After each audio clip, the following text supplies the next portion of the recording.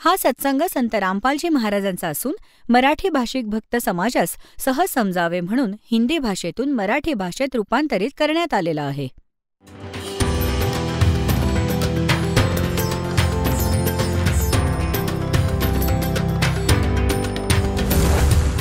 और ज्ञान सब ज्ञान डी कबीर ज्ञान सो ज्ञान और जैसे घोड़ा तोब कायम करता चले मैदान. जगद्गुरु तत्वदर्शी संत रामपालजी महाराजांचे अमृत वचन सर्व पवित्र धर्मांच्या व पवित्र शास्त्रांच्या आधारावर. तर परमात्मा काय सांगतात की तुम्हाला मनुष्य जीवन मिळाले, तुम्हाला किती सोयी मिळाल्या आहेत. जेव्हा भूक लागते जेवून घेता, तहान लागते पाणी पिऊन घेता, ऊन थंडीपासून बचावासाठी घरं बनवली. हे असंही घरांची आवश्यकता आम्हाला इतकी असायला हवी होती की गरजेपेक्षा जास्त नाही बनली पाहिजेत. हे आम्हाला भक्तिबाधक आहे. जे भक्ती करू इच्छितात, मोक्ष मिळवू इच्छितात, त्यांनी हे सर्व नियम फॉलो केले पाहिजेत जे सांगितले जातात, कारण ते भक्तीमध्ये बाधा आणतात. आणि जे भक्तिबाधक आहे तुम्ही त्यालाही बरोबर घेऊन चाललात तर मग तुम्ही असं करताय जसं एखाद्या पशुच्या गळ्यात एक लोढणं बांधून दिले, असं मोठं दोरीने बांधून. आता तो चालू नाही शकत त्या स्पीडने ज्याने चालायला हवं. चालायला खूप वेळ लागतो. तर तुम्ही ह्या मर्यादांचं पालन नाही केलं आणि भक्तिरूपी मार्गावर चालण्याचा प्रयत्न केला तर तुम्ही सफल नाही होऊ शकत. तर म्हणून ज्ञानाच्या आधारे ह्या वाईटाला, ह्या कुरीतींना आणि सांसारिक परंपरांनाही त्यागावं लागेल, तर आपण त्यात सफल होऊ. मग मोठ्या स्पीडने जाऊ. जसं घर बनवलं, ठीक आहे, आजकाल परमात्म्याने दया करून ठेवली आहे, खूप सोयी तुम्हाला मिळत आहेत. घर बनवून घ्या, जेवढी गरज असेल तेवढंच, केवळ अशासाठी की छान बंगला बांधीन, लोकांची वाहवा मिळवीन. हे आपले स्वतःचे विचार असतात, अध्यात्म मार्ग नाही आहे. तर घर बनवा जेवढी गरज आहे आणि जेवढं तुमचा खिसा अलाव करत असेल. गरजेपेक्षा जास्त खर्च करू नका. आपले पूर्वज तुम्ही पाहिलं असेल, आम्हाला तर खूप आठवतात. झोपडीमध्ये आयुष्य गेलं अनेक पिढ्यांचं. त्यांचं तर एवढंच काम आहे, खाट टाकायची आहे तुम्हाला. अगदी 10 खोल्यांचं घर आहे तुमचं. एका खोलीत एका कोपऱ्यात 3.5 बाय 3 बाय 7 फुटांची हवी आहे तुम्हाला. जास्तीत जास्त एवढी पर्याप्त आहे. कबीर साहेब तर म्हणतात की घर तो 3.5 हाथ और गणा तो 4.25. कहे कबीर अधिका कहे उसको नहीं विचार. हे मानवाचं जे शरीर आहे 3.5 हाताचं असतं. परमात्मा म्हणतात आपल्या घराची आवश्यकता 3.5 हाताची आहे. मोठ्यात मोठं बनवायचं तर 4.25 आणि त्यापेक्षा मोठं बनवायचं म्हणजे मूर्खपण आहे. तरीही परमात्म्याच्या सांगण्याचं तात्पर्य हे आहे की गरजेपेक्षा जसं कोणत्याही वस्तूचा तुम्ही संग्रह करता, तुमच्या भक्तीला ते बाधक बनेल. कारण वेळ व्यर्थ जाणार. बंगला बनवला, 1-2 लाख आपल्याकडचे लावले, 3 लाखाचं कर्ज घेतलं. आता कर्ज तर घेतलं, ऋण तर घेतलं, कळलं नाही. 1 महिन्यानंतर मागणारे यायला लागतील. शांती गेली, रात्रीची झोप येत नाही आणि भक्तीचा पण नाश. मग त्या बंगल्याचा काय उपयोग झाला? तर अशा प्रकारे आपल्याला भक्ती मार्गातील बाधांना त्यांना त्यागावं लागेल. आता काय सांगतायत? परमात्म्याने आपल्याला किती सद्बुद्धी देऊन ठेवली आहे आणि हे भक्ती न करण्याने हे कोठी बंगले बनवण्यात आणि संपत्ती वाढवण्यात आपलं जीवन व्यर्थ करून टाकाल तर मग काय होईल? नर से तू पशुआ कीजिए. नरापासून तू पशु बनशील. नर से तू पशुआ कीजिए गद्दा बैल बनाई. अरे सुंदर भोजन का मन बोरे की तर कोरडी सरणे जाई. होय होय.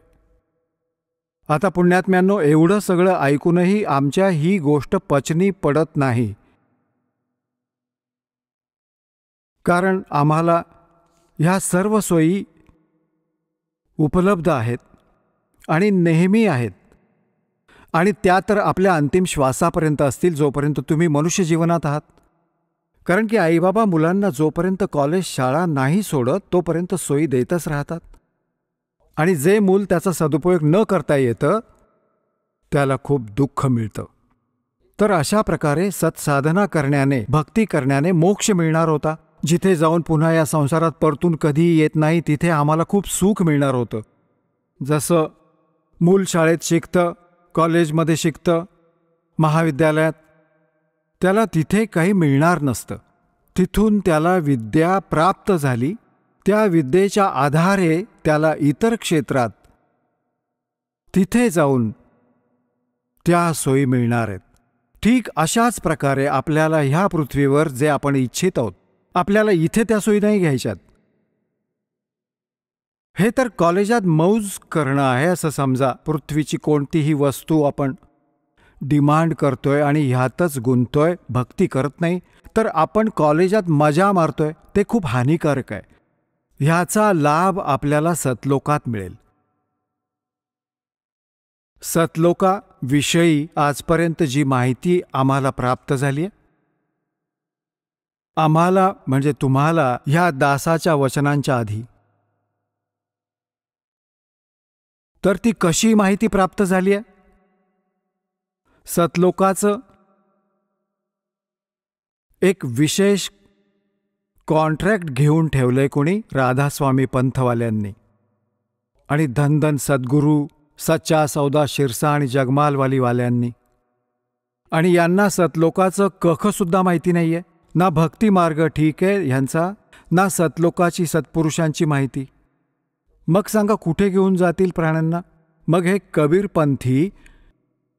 हे कबीरपंथी जेवढे आहेत ते पण सत्पुरुष आणि सतलोकाचे गुण गातात आणि सतनामाचा महिमा मुख्यतः वर्णन करतात. ह्या दासाने ह्या सर्व पंथांच्या ग्रंथांना खूप बारकाईने जाणलं, समजलं, वाचलं आणि मग परमात्म्याकडून प्राप्त त्या यथार्थ ज्ञानाशी तुलना केली. ह्या कबीरपंथीयांकडे भक्ती मार्गाची ABCD पण नाही आहे, आणि ना ह्या राधास्वामी, जय गुरुदेव आणि सच्चा सौदा शिरसावाले, जगमालवाली यांच्याकडे, आणि ना ह्या इतर संतांकडे कुठून असणार? ना ह्या आचार्य आणि शंकराचार्य यांच्याकडे भक्तिमार्ग आहे, ते तर सतलोक जाणतच नाहीत. ह्यांचा तो विषयच नाही. हे तर श्रीराम, श्रीकृष्ण, श्री विष्णू आणि श्री शंकर भगवानाच्या पूजेपर्यंत सीमित झालेत, आचार्य आणि शंकराचार्य. आणि हे सुधांशुजी महाराज, आणि हे आसारामजी महाराज, आणि हे सतपालजी महाराज, आणि हे बालयोगेश्वरजी महाराज, आणि हे सारे कृपाळूजी महाराज, आणि हे दुसरे जितके, हे ब्रह्मऋषी कुमार, हे ह्या प्रकारचे हे सारे, हे कख नाही यांच्याकडे या भक्तिमार्गाचा. पूर्ण विश्वाला बुडवून बसलेत, स्वतःचा नाश करतायत. आता पुण्यात्म्यांनो, ज्या पुण्यात्म्यांना ज्ञान नाही ते हा विचार करतात की हा रामपाल माहीत नाही स्वतःला काय मानतोय, स्वतःला विद्वान मानतोय. ह्याच्यात विद्वान आणि अविद्वान ही गोष्टच नाहीये. आपले सद्ग्रंथ परमात्म्याने देऊन ठेवलेत. त्या सद्ग्रंथांची ज्यांना माहिती आहे ते भक्त आहेत, ते संत आहेत. आणि ज्यांना माहिती नाही ते ना भक्त आहेत. भक्त तर होऊच नाही शकत, कारण त्याला थिअरीची माहिती नाही. प्रॅक्टिकल काय करणार?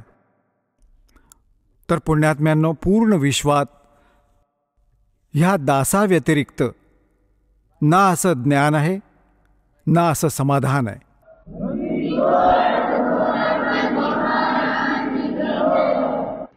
हे वचन पहिल्यांदा जो ऐकतो त्याला ते खटकतं, पण वेळ येताच ते चांगलेही वाटतील, गोड वाटतील.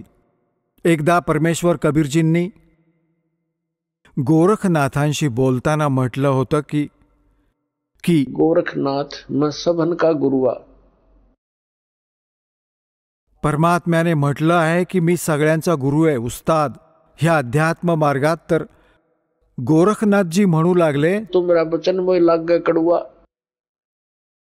की तुमची गोष्ट मला चांगली नाही वाटत. तुम्ही म्हणता मी सगळ्यांचा गुरु आहे.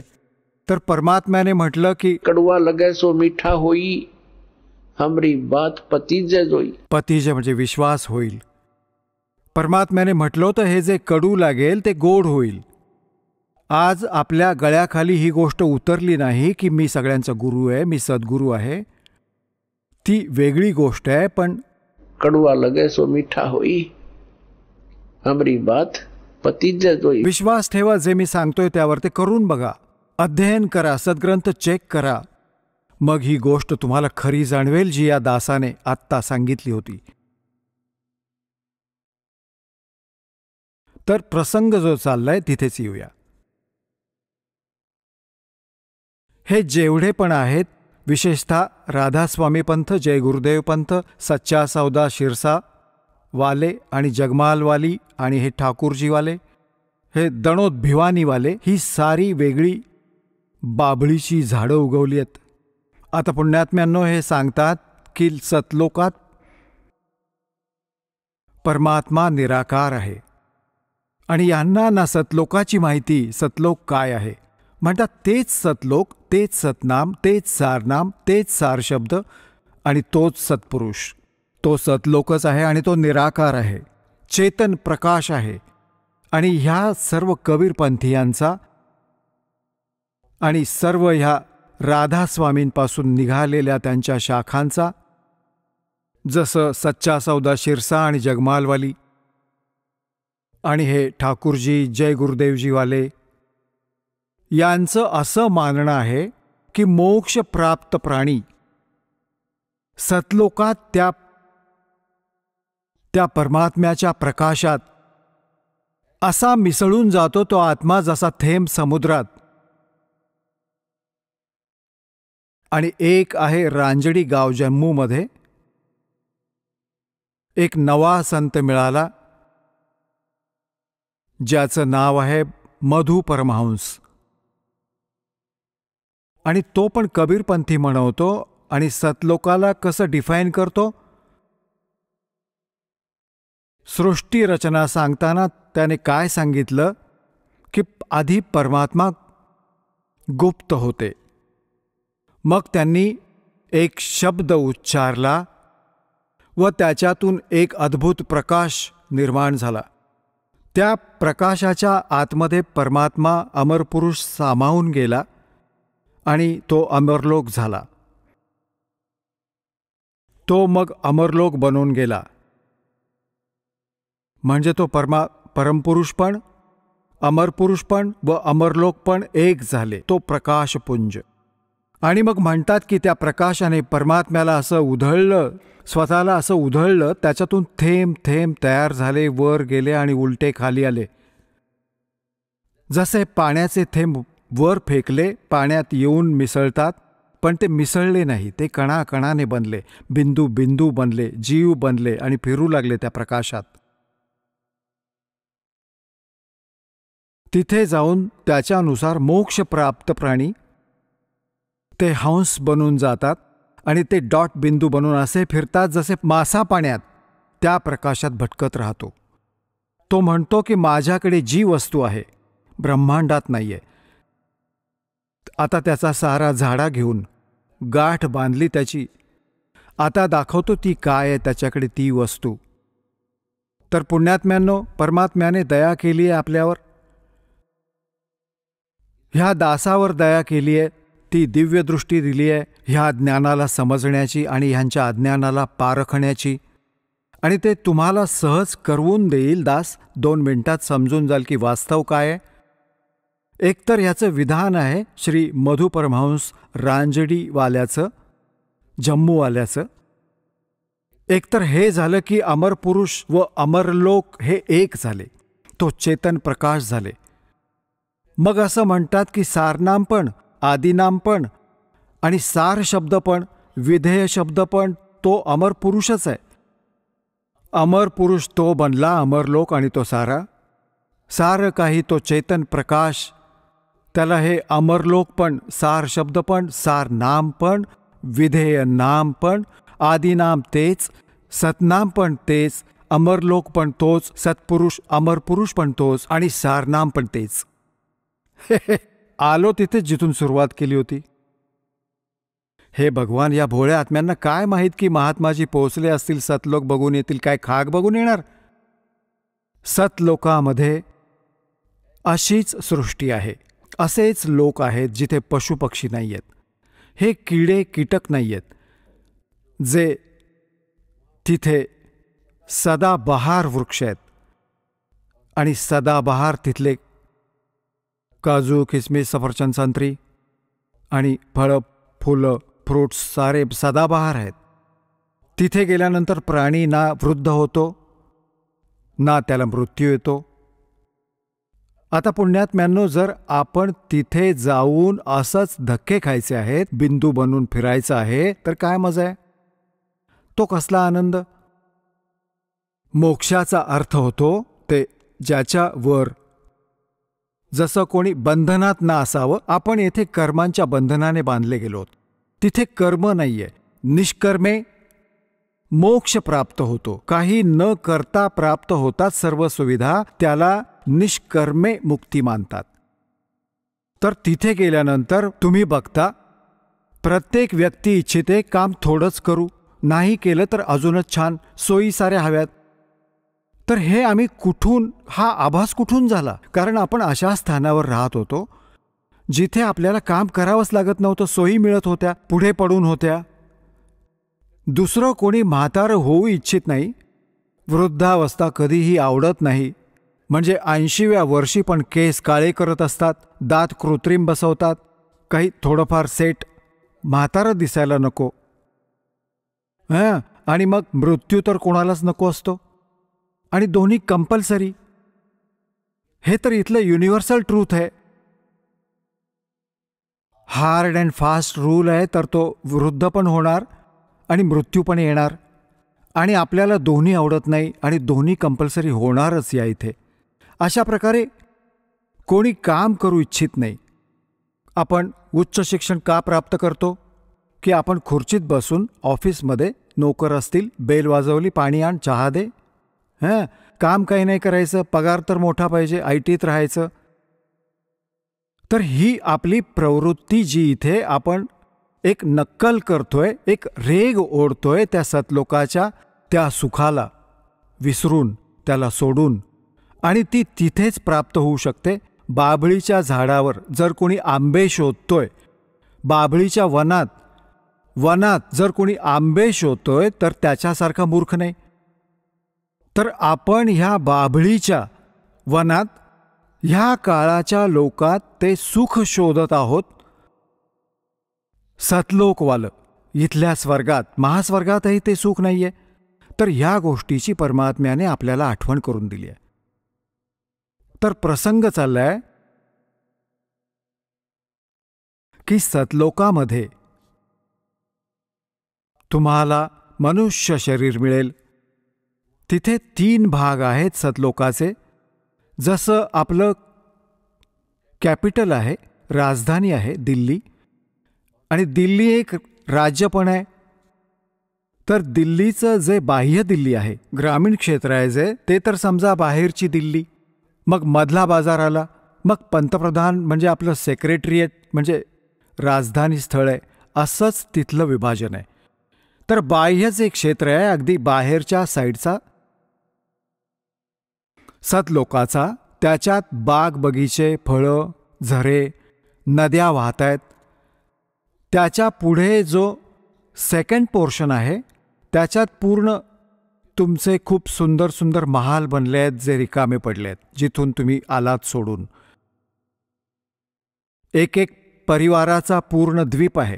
जसं तुम्ही कोणत्याही अधिकारी, कर्मचारी वा पैसेवाल्या शेठच्या घराला पाहाल, तो काय बनवतो? मोठा बंगला असतो, एक छान पुढे अंगण असतं, लॉन ज्याला म्हणतात, आणि त्याच्यात फळं फुलं वगैरेची झाडं वेली लावल्यात, बगीचा लावलाय, झरा वाहतोय, तलाव आहे.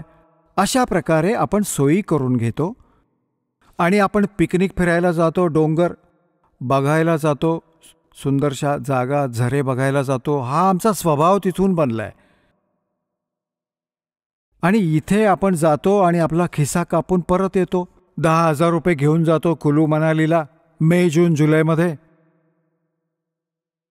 आणि आपले पैसे खर्च करा. तिथे काही दिवसांसाठी इकडे तिकडे सैरसपाटा करा आणि पैसे वाया घालून परत येऊन जा. इथलं तर हे सुख आहे. आणि सतलोकात गेल्यानंतर तो काही अभाव नाही, काही खर्च नाही आणि कोणत्याही प्रकारचं काही दुःख नाही. तर आता आपण कोणी मरू नाही इच्छित आणि आहे तो परिवार बनलेला राहो. आता मरायची अजिबात इच्छा नाहीये, भले दुःखी कितीही असो. आता आपण इथून जाऊ नाही शकत, जरूरत नाही जायची आपल्याला. पण हा मृत्यू भयंकर आहे आपल्यासाठी, आणि वृद्धावस्था, आणि हे सारं तिथे होईल. तिथे मग काही दुःख नाही, काही काम नाही. आपल्या खूप सोयी आहेत तुम्हाला. तिथेही तुम्हाला परमात्म्याची आठवण येत राहते. परमात्म्याचे स्मरण तिथे पण तुम्हाला करायचे असते. त्या स्मरणात इतका आनंद असतो.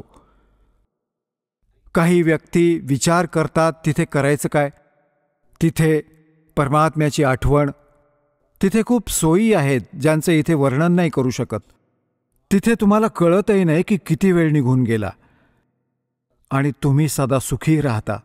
काही रागद्वेष नसतो, काही अशा गोष्टीचा अभावच नसतो ज्याने रागद्वेष बनेल. कोणी वर खाली नाही, कोणी लहान मोठं नाही. तिथे सगळ्यांना एक समान सोयी. तर ह्या सतलोकामध्ये सर्व सोयी आहेत आणि तिथे पूर्ण मोक्ष आहे. तो प्राणी काही प्रतिबंध नाही, कारण की जितके इथे कायदे बनवले जातात आळशी लोकांसाठी बनवले जातात.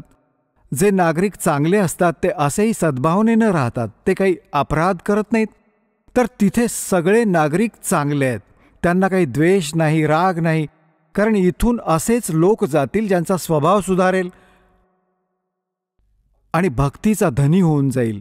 तर इथे तुमचा व्यवहार आणि स्वभाव सुधारण्यासाठी प्रॅक्टिकल घेतलं जातं. तर तुम्ही इथे येता सत्संगात, तुम्ही इथे येऊन एकतर ज्ञान ऐकतात, ज्ञान ऐका, मग ज्ञानावर त्याचं अंमल करा. ही जी वचनं सांगितली जातात हे कोणत्या ऐऱ्या गैऱ्याचं गीत नाही. हा परमात्म्याने दिलेला मार्ग आहे, परमात्म्यानं दिलेलं वचन आहे, ज्ञान आहे. आणि तुम्ही इथे आला कशासाठी आहे तेवढ्या लांब? तुम्ही ज्ञान ऐकून त्याच्यावर प्रॅक्टिकल करा, त्याला आचरणात आणा, त्याच्यावर त्या गाईडलाईन्सने चाला. आता जसं इथे तुम्ही येता, इथूनच स्वतःला सुधारणं सुरू करा. जसं सभ्य लोक असतात, बसमध्ये बसलेत आणि कोणी पाहिलं, कोणी वृद्ध असेल त्याला म्हणतात, आपल्याबरोबर ॲडजस्ट करून घेतात, या तुम्ही बसा. आणि काही असे सज्जन असतात जे सीट सोडून देतात, या तुम्ही बसा. तर पूर्व पुण्याई आहे अशा जीवांची जो असा स्वभाव बनलाय. नाहीतर कोण कशाला उभं राहील? तर ती कशी व्यक्ती आहे? तर असंच तुम्हीही ॲडजस्टमेंट प्रॅक्टिकल इथे करायचं आहे. कुठल्या गोष्टीचा थोडा अभाव झाला तरी जास्त व्याकुळ नाही व्हायचं. स्वतःला ॲडजस्ट करायला शिकायचं, एकमेकांना आपल्यासोबत सेट करून आपला वेळ असा छान घालवा. 3-4 दिवस राहा इथे. तर अशा प्रकारे आपण इथे तेच तिकडे जातील ज्यांचा स्वभाव पण बदलेल आणि तुमच्यातील अभिमान कमी होईल. अभिमानी प्राणी जाऊ नाही शकत. तर इथून तुम्हाला नीट सुधरवून आणि भक्तीने परिपूर्ण करून तर तिथे पाठवलं जाईल. मग ती व्यक्ती तिथे जाऊन एक सभ्य समाज बनेल. तिथे विकार तर नसतातच, कारण ते शरीर असं नाहीये, तिथे विकार नाही. तर सांगण्याचा भाव हा की तिथे जाऊन आपल्याला सगळं सुख प्राप्त होईल. आता प्रसंग चालू आहे की परमात्म्याची भक्ती का करायची, न करण्याने काय तोटा आहे, करण्याने काय लाभ आहे. तर काय सांगतात कि नर से चीतू पशुआ कीजे, गद्दा बैल बनाई, ये 56 भोग कहाँ मन बोरे, कहीं कुरडी चरणे जाई. आता काय सांगतायत की जे ही भक्ती नाही करत आणि करत असले तरी शास्त्रानुकूल नाही करत, पूर्ण परमात्म्याची भक्ती शास्त्रानुकूल नाही करत, परम संतांचा शोध नाही घेत आणि ते भक्ती करूनही जीवन व्यर्थ करतायत. काय सांगतायत की सुखदेव ने 84 भुगती बना पजावे खरवो, तेरी क्या बुनियाद पर आणि तू पेंडा पंथ पकडवो. सुखदेव एक ऋषी होते आणि त्यांच्यात पूर्वजन्मीचा एक असा मागचा संस्कार होता की बालपणापासूनच त्यात एक सिद्धी होती आकाशात उडायची. आकाशात उडायची सिद्धी होती. पुण्यात्म्यांनो, आज कोणी व्यक्ती ह्या संसारात अशी असेल की आकाशात उडेल, सारं विश्व त्याच्याबरोबर होईल आणि त्याला भगवान मानून पूजू लागेल. कारण आपण अध्यात्म मार्गापासून इतके दूर आहोत, अध्यात्म ज्ञानापासून आपण खूप दूर आहोत. आणि परमात्मा काय सांगतात कबीरजी की सुखदेव ऋषी आकाश मार्गाने स्वर्गात जात होता आणि त्याने गुरु केला नव्हता. तर सगळ्यात आधी सत्संगात ज्ञान दिलं जातं की भक्तीची गरज का आहे. मग भक्तीसाठी काय काय गोष्टींची आवश्यकता आहे, तर सगळ्यात आधी गुरु असला पाहिजे. सुखदेव ऋषींचा गुरु नव्हता आणि पूर्वजन्मीची त्यांची भक्तीची बॅटरी चार्ज होती. आता जसं कोणाच्या घरी इन्व्हर्टर असतो, इन्व्हर्टरची बॅटरी फुल झाली असेल आणि चार्जर काढलात तरी ती चालते, बल्ब पण चालतात, पंखे फिरतात, ती आपलं काम करत असते. पण चार्जर न लावल्याने ती एकदम डाऊन होते बॅटरी त्याची आणि सर्व सोयी संपून जातात. तर अशी ज्यांची पूर्वजन्मीची बॅटरी चार्ज आहे, आज कोणी पंतप्रधान झाला, कोणी राष्ट्रपती, कोणाला इतर पद प्राप्त आहे व कोणी अन्य फॅक्टरी मालक, तर ती पूर्वीची बॅटरी चार्ज आहे, इन्व्हर्टर काम करत आहे, पण त्यांनी चार्जर लावून ठेवलेला नाही. मग ते एकदम फ्यूज होणार.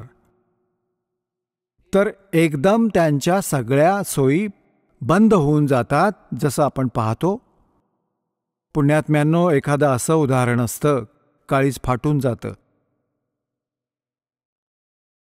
आता आपल्याला काय हवं असतं? मी मंत्री बनेन, पंतप्रधान बनेन, सुखी होईन. एक पोलंड देशाचं पूर्ण मंत्रिमंडळ, पूर्ण कॅबिनेट, ज्याच्यात मंत्री पण, मुख्य पंतप्रधान पण आणि MP पण. बघा, त्यांची खराब वेळ आली. एका विमानात बसून कोणासाठी शोक व्यक्त करायला जात होते सगळेजण आणि ते विमान दुर्घटनाग्रस्त झालं. म्हणतात 95 सदस्य होते त्या विमानात, 95च्या 95 मेले. आणि त्यांच्या किती आशा असतील, किती उच्च पदं होती त्यांच्याकडे, आणि काय घेऊन गेले ह्या खराब संसारातून.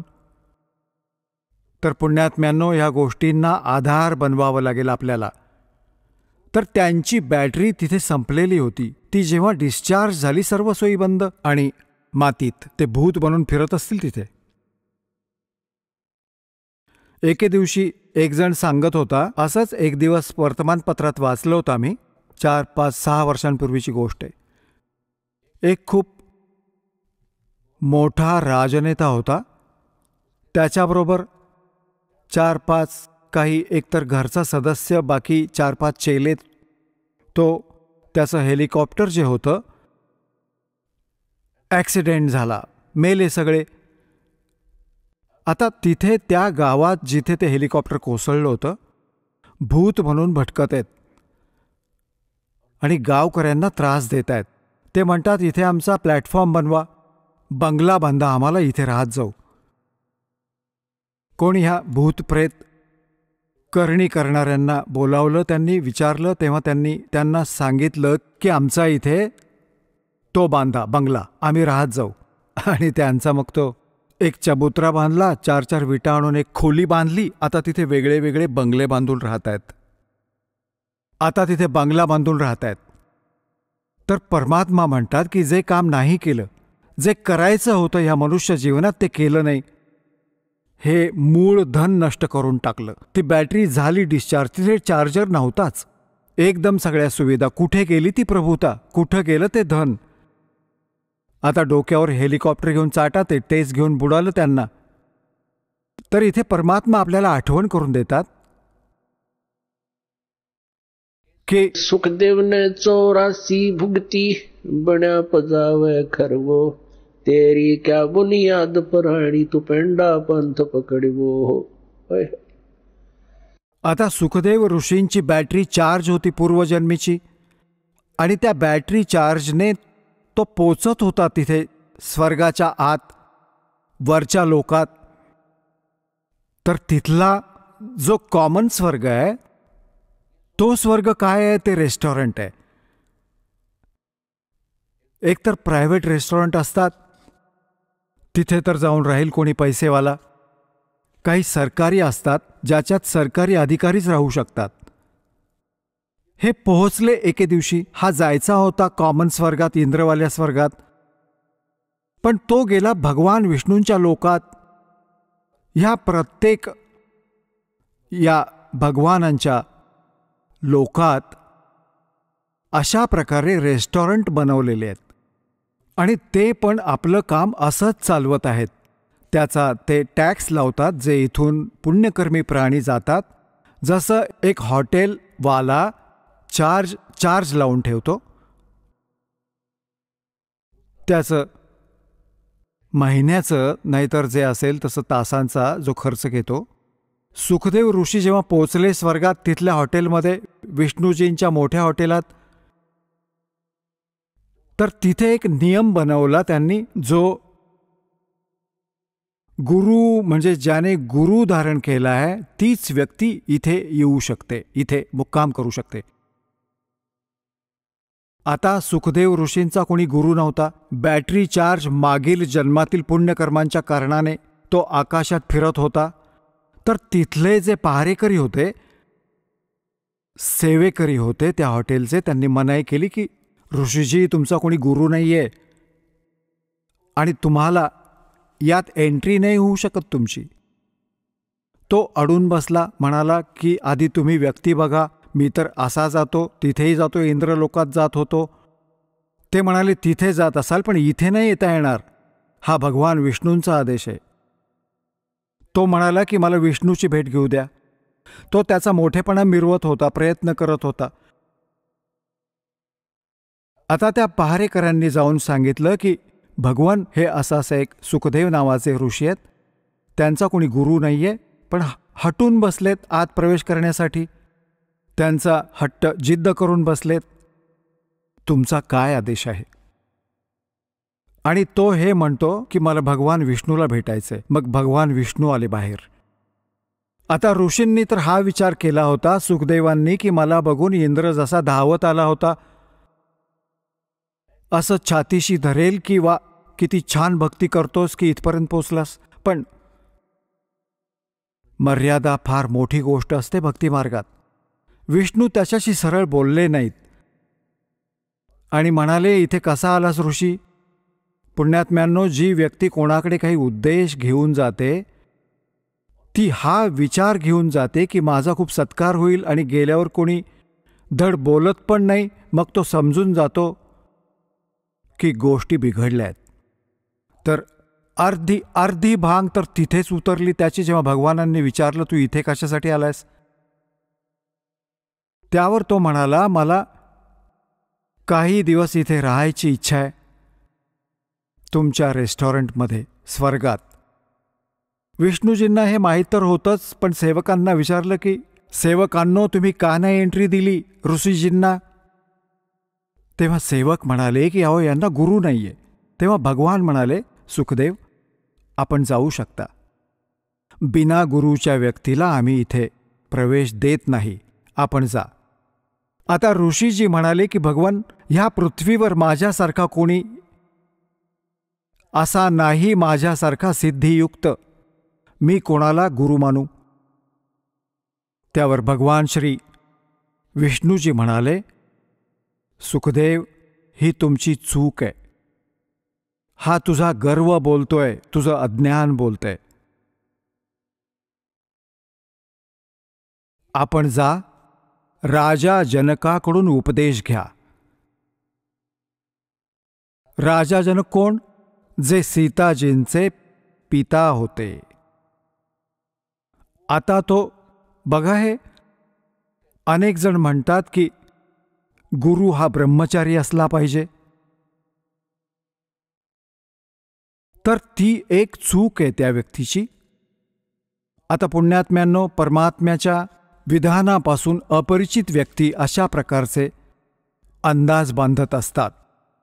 तर ह्या सर्व प्रमाणांनी आपल्याला सिद्ध होतं की गुरु कसा असला पाहिजे, शिष्याची काय लक्षणं असली पाहिजेत, त्याच्यात कोणते गुण असले पाहिजेत आणि गुरुमध्ये कोणती लक्षणं असली पाहिजेत. आता सुखदेव ऋषी बालब्रह्मचारी आणि साधू संत ऋषी आणि राजा जनक गृहस्थी, कारण त्याने अनेक विवाह केले होते, कारण तो राजा होता. आता तिथे तर तो बोलू शकला नाही भगवान विष्णूसमोर, तर तो परत आला तर पूर्वी इतर ऋषी महर्षींसमोर जसा तो छाती काढून चालत जायचा, आता गेला असा मान खाली घालून. त्यांनी विचारलं, ऋषीजी तुम्हाला काय, असं काय घडलंय की खूप दुःखी दिसत आहात? मग त्यांनी सगळी घटना सांगितली की मी विष्णूजींच्या लोकात गेलो होतो आणि भगवानाने मला तिथे राहू नाही दिलं. तर ते अन्य ऋषी देव म्हणाले की असं तर होऊ नाही शकत. भगवान विष्णू तर खूप प्रेम करतात, खूप चांगले भगवान आहेत, काही वेगळं कारण असणार, काहीतरी वेगळी चूक केली असणार तुम्ही. त्यावर तो म्हणाले की मी कोणताही गुरु धारण केला नाही आणि भगवानाने तर इथे अट घालून ठेवली आहे की ज्याचा गुरु असेल तोच स्वर्गात राहू शकतो, विष्णूजींच्या स्वर्गात. मग इतर जे पण देव ऋषी होते ते म्हणाले, ऋषीजी तुम्ही तर मोठी चूक केली आहे. आम्हाला तर असं वाटलं होतं की आपण कोणी गुरु केला असेल. तुम्ही तर फार मोठी चूक केली आहे. बिना गुरुचे फिरतात तुम्ही, तर जीवन नाश करून टाकलं. आता तिथे तो म्हणाला की भगवानाने माझ्यासमोर अजून एक संकट उभं केलंय. काय संकट उभं केलंय? सांगितलंय की राजा जनकाकडून नाम घे. तर तो काय म्हणतो की राजा जनक गृहस्थी बाई और कैसे शीस नवाऊं जाई. तो एक गृहस्थ, मी बालब्रह्मचारी, आणि कसा नमस्कार करू मी त्यांना? माझ्या तर इब्रतीचा नाश होईल. आता हे मान बढाई इब्रत हे पण भक्तीचे एक शत्रू आहेत. परमात्मा म्हणत आहेत, राज तजना सहज है और सहज त्रिया का ने, मान बड़ाई ईर्षा ये दुर्लभ तजना ये. आणि यांना त्यागल्याविना भगवान प्राप्त नाही होत, मग किती बकवाद करा. आणि पुण्यात्म्यांनो, इथं तुम्हाला अशासाठी बोलावलं जातं. तसं तर परमात्मा आपल्या लेकरांसाठी सर्व सोयी उपलब्ध करतात. दयाळू आहे तो मालक, आपला पिता आहे. पण तरीही तुम्हाला येथे जमिनीवर बसवणं, प्रणाम करवण्याच्या मागे एक विशेष विधान आहे, जेणेकरून आपल्या आतला हा जो मळ आहे अभिमानाचा, जो सगळ्यात जास्त बाधक आहे भगवानाच्या मार्गातला, तो संपून जाईल आणि त्याच्याशिवाय भगवान निकट येणार नाही. आता थोडा जरी मळ कुठे असेल, तारेच्या मध्ये कनेक्शन घेऊन ठेवलं असेल तर लाईट नाही येणार. लाईट नाही आली तर फायदा काय ती साधनं जोडण्याचं?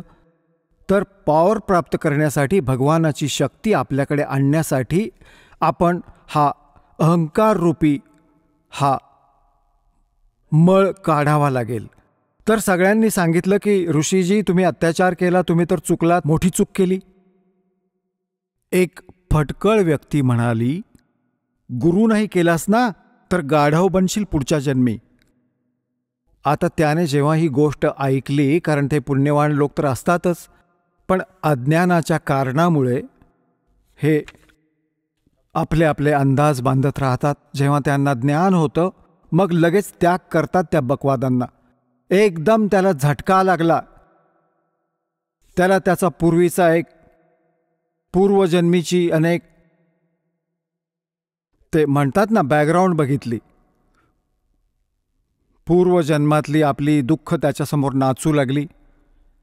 त्याला काय झालं, एक जशी त्याला आठवण झाली, त्याची दिव्यदृष्टी ती चालू झाली, आतली जितकी त्याची रेंज होती. आता काय बघितलं सुखदेव ऋषीने की एकदा तो गाढव झालाय, गाढवाची योनी भोगतोय. कुंभार त्याच्यावर खूप भार खालून पक्क्या कच्च्या विटा टाकत होता आणि घेऊन जातो भट्टीवर. भट्टी म्हणजे जिथे कुंभार लोक विटा भाजतात. त्याच्यात काय असतं की जशी भट्टी सुरू करून दिली, त्याच्यात जे पण इंधन टाकलं जातं त्याची राख बनून जाते. पुढच्या सीझनला त्याच राखेवर पुन्हा दुसऱ्यांदा तो लावून देतो, कारण की त्या राखेला कुठे फेकून द्यायला जागा नाही. पुढच्या सीझनमध्ये मग त्याच्यावरच लावून देतो. ती राख खाली राहून साचत साचत खूप मोठा डोंगरासारखा होतो. मग त्याच्यावर लावायला सुरुवात करतो. तर तिथे गाढवावरून कच्च्या विटा घेऊन जातो असं आणि तिथे कच्च्या विटा उतरवून घेतो. तो त्याच्या थैलीतून पाठीवर लादलेल्या असतात आणि लगेच त्यात पक्क्या विटा भरून देतो आणि काठी मारून पुन्हा खाली घेऊन येतो. म्हणजे खालूनही लादून वर जायचं आणि वरून पण लादून खाली यायचं. म्हणतो मी आंधळा झालो. 2-3 वर्ष अशी कठीण कामं पण घेतली माझ्याकडून. माझ्या मालकाने आंधळा झालो तर त्याने माझा त्याग केला, जंगलात सोडून दिलं.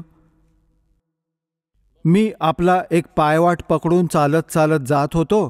पुढे कोणता एक नाला होता. एकदम नाल्यात पुढचे पाय टेकले. परत यायला असमर्थ झालो. पुढे जाणं श्रेयस्कर वाटलं, उडी मारली. तो असा नाला होता की मी फिट झालो त्याच्यात. पुढे तोंड टेकलं, मागे पाठ अडकली, पाय लोंबतायत. आणि त्या रस्त्यावर एखाद दुसरा कोणी व्यक्ती यायचा. जंगलात, गावापासून दूर होतं. तर जो व्यक्ती कोणी एकटा दुकटा यायचा, मला काढायचा प्रयत्न नाही करायचा. माझ्यावर कमरेवर पाय ठेवून पुढे गेला, पूल बनवून माझा. आठवडा 10 दिवस भोगून माझं जीवन पूर्ण झालं. आता तो ऋषी सांगू लागला, परत आता काय बघू इच्छितोस तू? हे हाल तर आता आहे जेव्हा तू डोळ्यांनी पाहिलंस तरी नखरे करतोस. तर त्याच्या बुद्धीचे जे स्क्रू ढिले झाले होते ते टाईट झाले 1 मिनिटात आणि चालू पडलं तिथून. मग आला आपला पिता व्यासजींजवळ. जेव्हा सुखदेव ऋषींचा जन्म झाला ते 12 वर्षांपर्यंत आईच्या गर्भात राहिले होते. आणि त्याला आईच्या गर्भात ह्या जीवाला सगळं माहिती असतं की बाहेर जातात संकटे येतील. एकदम काय होतं आईच्या गर्भात, एकदा ब्रह्मा विष्णू महेश ज्यांच्यात एक एक गुण आहे. रजगुणी ब्रह्माजी रजगुण आहेत त्यांच्यात, आणि विष्णूजी सद्गुण आहेत, आणि शंकरजी तमोगुण. तर ह्यांच्या गुणांचा प्रभाव बाहेर येताच मुलांवर एकदम परिणाम करून जातो. त्याच्या कह्यात मग एकदम अचेतन होऊन जातो, विसरून जातो, काही लक्षात राहत नाही, सुन्न होऊन जातो.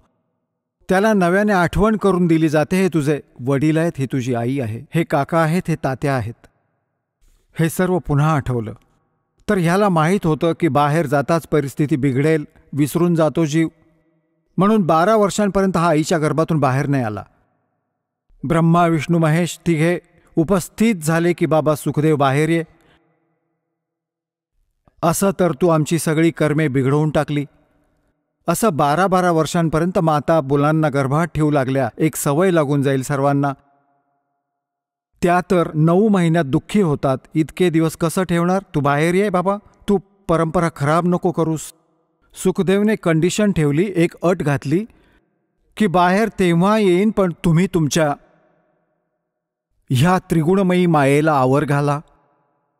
ते म्हणू लागले, बघ बाबा, आम्ही हे रोखण्यासाठी इतके सक्षम नाही, आम्ही आवर नाही घालू शकत, पण सेकंदाच्या पण काही अंशासाठी मात्र आम्ही कंट्रोल करू शकतो, अन्यथा हा प्रवाह रोखणं शक्य नाही. सुखदेव ऋषीने सांगितलं की तुम्ही एकदा थांबवा थोड्या वेळासाठी. तर सांगतात की सेकंदाचाही काही अंशच त्यांनी थांबवला, तेव्हा तो आईच्या गर्भातून बाहेर आला. आणि त्याला चेतना होती की भक्ती न करण्याने हा जीव व्यर्थ होतो, जीवन नष्ट होऊन जातं. त्याला तर हा आभास झाला की हे तर आईच्या गर्भातच लक्षात राहतं की मनुष्य जीवन परमात्मा प्राप्तीसाठी प्राप्त होत असतं. आता त्याने सगळं काही केलं. आईच्या गर्भातून बाहेर येताच आपल्या नाळेला जी अशी लटकलेली असते, आईच्या नाभीशी कनेक्शन असतं दोरीसारखी, त्याने आपल्या खांद्यावर टाकून उठून चालू लागला. व्यासजींनी हाक मारली, अरे मुला, माझ्या बाळा कुठे चाललास?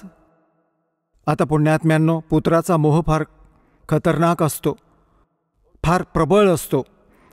पुत्रमोहाने ऋषीजी पुन्हा पुन्हा हाक मारत होते, बाळा एकदा तरी दर्शन दे, अरे एकदा तरी तुझं तोंड बघू दे, 12 वर्ष वाट पाहिली तुझी, अरे 12 वर्ष वाट पाहिली पुत्राची, दर्शन करेन.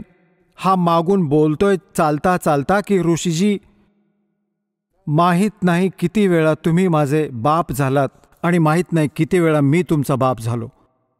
हा तर वाईट आजार आहे, ह्यात मला अडकवू नका. आणि इथे कबीर साहेबांनी सांगितलंय की तो काय म्हणाला, ऋषीजी, सुखदेव ऋषी काय म्हणाला की एक लेवा एक देवा दूतम, और कोई किसी का पिता नहीं पूतम.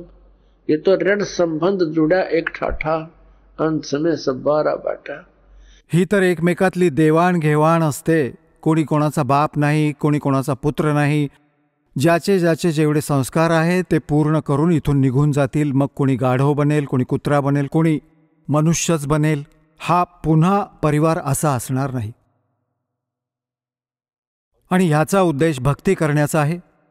आणि मी तुमचं दर्शन करणार नाही पिताजी, माझ्यातला मोह जागा होईल तर मी भक्तीपासून वंचित होईन, असं म्हणून आकाशात उडून गेला. जेव्हा तो निघून गेला त्यानंतर पुन्हा आला, जेव्हा तरुण झाला, पुन्हा आला परत आपल्या वडिलांकडे की ते मोठे विद्वान पुरुष आहेत, त्यांचा सल्ला घेतो. व्यासजी म्हणाले, आलास बाळा? हो आलो बाबा. अच्छा ठीक आहे बाळा, काही गोष्ट नाही, आता आलास, सकाळी चुकलेला संध्याकाळी परतला तर मग काही त्रास नाही, ये माझ्या जवळ राहा बाळा. तेव्हा तो म्हणाला, सुखदेव ऋषी म्हणाला की बाबा, माझ्यासमोर एक समस्या उभी राहिली आहे, प्रॉब्लेम भारी आहे. सारी कथा सांगितली, मी असा विष्णू लोकात गेलो होतो, त्यांनी तिथे राहायला मनाई केली कारण मी गुरु नाही केलेला.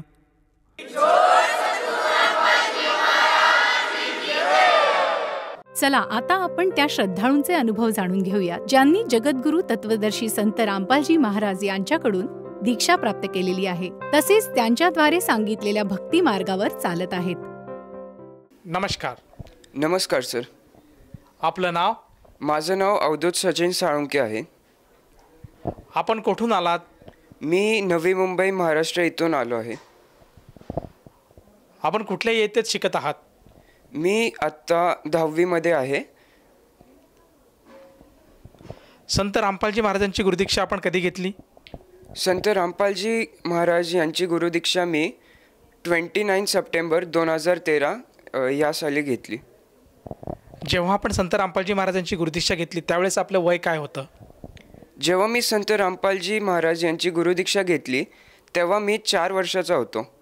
संत रामपालजी महाराजांची जी आपण गुरुदीक्षा घेतली आणि आज त्यावेळेस आपण 4 वर्षाचे होतात, तर या 10-11 वर्षामध्ये आपल्याला संत रामपालजी महाराजांकडनं काय शिकवण मिळाली? गुरुजींच्या कृपेने खूप काही लाभ झालेत. आणि पहिलं म्हणजे जेव्हा गुरुजी आपल्या डोक्यावरती हात ठेवायचे तेव्हा एवढं बरं वाटायचं, जेवढं डोक्याचं टेन्शन आहे ते पूर्ण समाप्त व्हायचं. आणि जेव्हा मी 4 वर्षाचा होतो तेव्हा मला आई वडील सांगायचे माझे की जेव्हा गुरुजींची नामदीक्षा घेतली त्याच्या आधी मला 15-20 दिवसाला हॉस्पिटलमध्ये न्यावं लागायचं. मी कमजोर होतो आणि मला सारखा आजार व्हायचा. पण जेव्हा मी गुरुजींची नामदीक्षा घेतली त्यानंतर मला एकदाही हॉस्पिटलमध्ये न्यावं लागत नाही आणि मी एकदम स्वस्थ आणि निरोगी जीवन जगतो आहे. त्याचबरोबर माझा शाळेतही विकास झाला, अभ्यासामध्ये माझी प्रगती झाली. आज माझ्या स्कूलमध्ये मला खूप काही अवॉर्ड्स पण मिळतात. प्रामुख्याने जसं सांगत आहात की तुम्ही शालेय जीवनामध्ये आपल्याला बरेचसे लाभ प्राप्त झालेत आणि बऱ्याचशा काही स्पर्धा परीक्षा म्हणा किंवा ज्या काही परीक्षा आज शालेय जीवनामध्ये होत आहेत त्यामध्ये आपल्याला यश संपादन आपल्याला होत आहेत. तर हे सगळं केवळ संत रामपालजी महाराजांच्या सद्भक्तीमुळे होत आहेत हे आपण कसं सांगू शकाल? जेही माझ्या अभ्यासात किंवा परीक्षेत प्रगती होते ते संत रामपालजी महाराजांमुळेच होती हे मी सांगू शकतो. कारण जेवढे माझे दुसरे मित्र आहेत ते इतर देवीदेवतांची भक्ती करतात पण त्यांच्यात एवढे चांगली गुण दिसत नाहीत. आणि माझे मित्रही मला विचारतात की तुझं एकदम अभ्यासात जास्त लक्ष असतं किंवा तुझ्या घरचं वातावरण हे चांगलं असतं.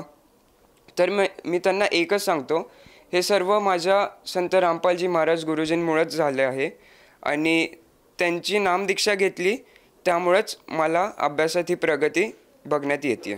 शालेय जीवनामध्ये तर तुम्हाला यश मिळतच आहेत, परंतु आध्यात्मिकदृष्ट्या जर विचार केला तर संत रामपालजी महाराजांचं ज्ञान आपल्याला कुठपर्यंत कळालं आणि संत रामपालजी महाराजांचं ज्ञान म्हणजे काय आहे नेमकं, कुठल्या गोष्टीवर ते ज्ञान देतात किंवा कुठल्या देवी देवतांची ते आज भक्ती सांगत आहेत? जे संत रामपालजी महाराज आहेत माझे गुरु, ते आपल्याला सर्व देवी देवतांची भक्ती सांगतात. ते आपल्या शास्त्रांच्या आधारे भक्ती सांगतात. जे आपले हिंदू धर्मात गीता, वेद, पुराण आहेत त्या आधारावरती भक्ती सांगतात. आता इतर देवी देवता आहेत आपल्या हिंदू धर्मात, त्यांच्याबद्दलच आपल्याला ते भक्ती सांगतात की आपण त्यांची नीट भक्ती कशी केली पाहिजे आणि शास्त्रांमध्ये काय सांगितलं आहे ते आपल्याला नीट प्रूफ आणि एव्हिडन्स देऊन सांगतात की ह्या शास्त्रामध्ये काय लिहिलं आहे किंवा जी गीता आहे आपली त्या गीतेमध्ये काय लिहिलं आहे, आपण भक्ती कशी केली पाहिजे. पण जे दुसरे संत किंवा महापुरुष आहेत ते आपल्याला गीता किंवा आपले वेद आहेत त्यांच्या आधारे भक्ती करण्यात नाही सांगत. म्हणूनच संत रामपालजी महाराज असे गुरु आहेत, कुठल्याही धर्मातील जे पण पवित्र पुस्तकं आहेत, पवित्र गीता, वेद, पुराण जेही पुस्तकं आहेत त्या आधारावरती भक्ती करायला सांगतात. जसं तुम्ही सांगत आहात की संत रामपालजी महाराज जे काही धार्मिक ग्रंथ आहेत, जसे हिंदूंचं म्हणाल तर गीता आहे, वेद आहेत, मुसलमानांचं कुराण शरीफ आहे, शीख लोकांचं गुरुग्रंथ साहेब आहे, ख्रिश्चन लोकांचं बायबल आहेत, हे सर्व काही धर्मग्रंथ आहेत. हे होली बुक म्हणून आज ओळखले जातात. तर ह्या होली बुकमधूनच ते साधकाला साधना शिकवतात किंवा सांगतात. तर ह्या साधनेमुळे साधकाला काय काय लाभ प्राप्त होतात आणि आपल्याला आपल्या जीवनामध्ये काय काय लाभ प्राप्त झालेत? संत रामपालजी महाराजांची गुरुदीक्षा घेतल्यानंतर मला अनेक लाभ झालेत. जसं मला जीवन जगण्याचा मार्ग मिळाला, शास्त्राच्या आधारे भक्ती कशी करावी हे मला समजलं आणि सर्वात इम्पॉर्टंट म्हणजे मला मोक्षाचा मार्ग मिळाला. जसं आपण सांगत आहात की संत रामपालजी महाराजांची गुरुदीक्षा घेतल्यानंतर आपल्याला खऱ्या अर्थाने जगण्याची कला कळाली, त्याचप्रमाणे आपल्याला मोक्षाचा मार्ग मिळाला आणि सद्भक्ती मिळाली. तर मला हे विचारायचं आहे की आज आपलं वय बघितलं तर आज 17-18 वर्ष आपलं वय आहे आणि ह्या वयात आपण सद्भक्ती करत आहात, राहायला आपण मायानगरीमध्ये राहत आहेत. आणि जर आज समाजात बघितलं, मुंबईचं नाव घेतलं, मायानगरीचं नाव घेतलं तर डोळ्यापुढे एक चित्र येतं. तुमचा मरीन ड्राईव्ह दिसतो, त्यानंतर तुमचं दादरची चौपाटी दिसते, नाना प्रकारचे गार्डन दिसतात, लोकल दिसते. आणि ह्या अशा सगळ्या वातावरणामध्ये जी तरुणाई आहे ही बिथरली आहे, ही जोडप्यांच्या स्वरूपात फिरते आहे, मित्रांमध्ये दंगामस्ती करतात, कोणाचा बड्डे सेलिब्रेट करतात. म्हणजे अतिशय वाईट मार्गावर आज तरुणाई लागली आहे आणि एन्जॉयमेंट, पार्टी करणे आणि नशा करणे यात ते स्वतःला सार्थक समजतात. आणि त्या विपरीत आज या वयात आपण सद्भक्तीकडे वळालात, तर हे कसं काय? सर्वात पहिल्यांदा तर माझ्यामध्ये आणि माझ्याच वयाच्या दुसऱ्या मुलांमध्ये तर हेच फरक आहे.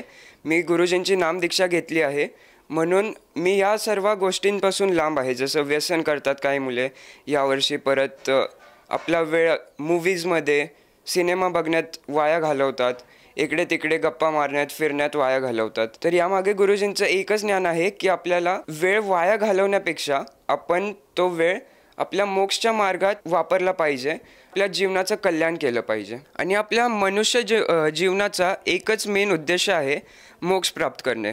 तर आपण तो मनुष्य जीवन आपण व्यर्थ कशाला घालवावा? कारण जर भक्ती नाही केली तर परत ती आत्मा त्याच मनुष्य जन्मात येणार, तेच दुःख भोगणार आणि परत त्याचा मृत्यू होऊन परत ते 84 लाख योनीमध्ये येणार. तर त्या मनुष्य जीवनाचा त्यांनी काही नीट उपयोग केला नाही. म्हणूनच आपण गुरुजींची नामदीक्षा घेतली पाहिजे, मोक्षाचा मार्गावर आपण चाललं पाहिजे आणि जीवनाचं कल्याण केलं पाहिजे.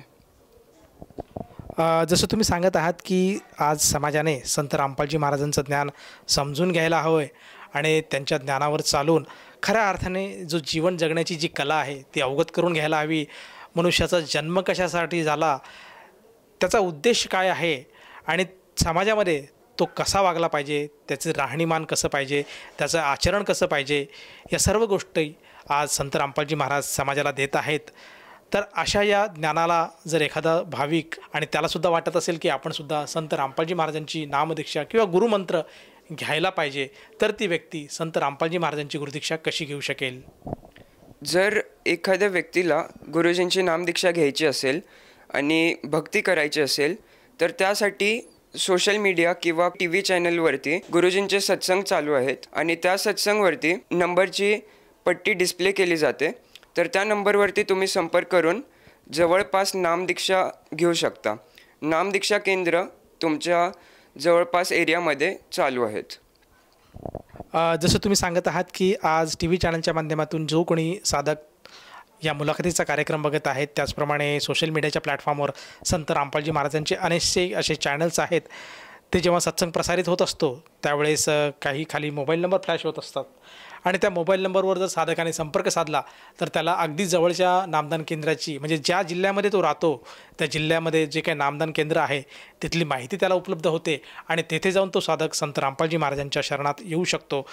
प्रामुख्याने मला हे विचारायचं आहे की या गुरु मंत्रासाठी किंवा या साधनेसाठी त्या साधकाला संत रामपालजी महाराजांना किती पैसे मोजावे लागतात? संत रामपालजी महाराजांकडून नामदीक्षा घेण्यासाठी तुम्हाला कुठलेही मूल्य किंवा पैसे द्यावे लागत नाहीत.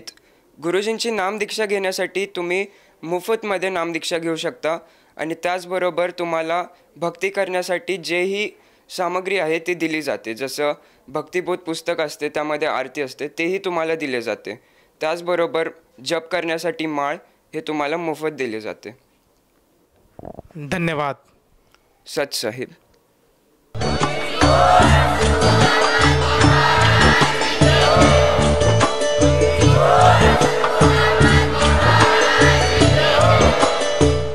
आपण ऐकत होता जगद्गुरु तत्वदर्शी संत रामपालजी महाराज यांचे मंगल प्रवचन, ज्यांच्या शुभ आशीर्वादाने संपूर्ण विश्वामध्ये 500 पेक्षा जास्त नामदीक्षा केंद्र आहेत, जिथे निशुल्क नामदीक्षा दिली जाते. निशुल्क नामदीक्षा प्राप्त करण्यासाठी आणि अधिक माहितीसाठी संपर्क करा 7030303951 7030303952. अद्वितीय आध्यात्मिक ज्ञान वाचण्यासाठी, पाहण्यासाठी आणि ऐकण्यासाठी संत रामपालजी महाराज ॲप अवश्य डाउनलोड करा किंवा आमची वेबसाईट www.jagadgururampalji.org वर व्हिजिट करा.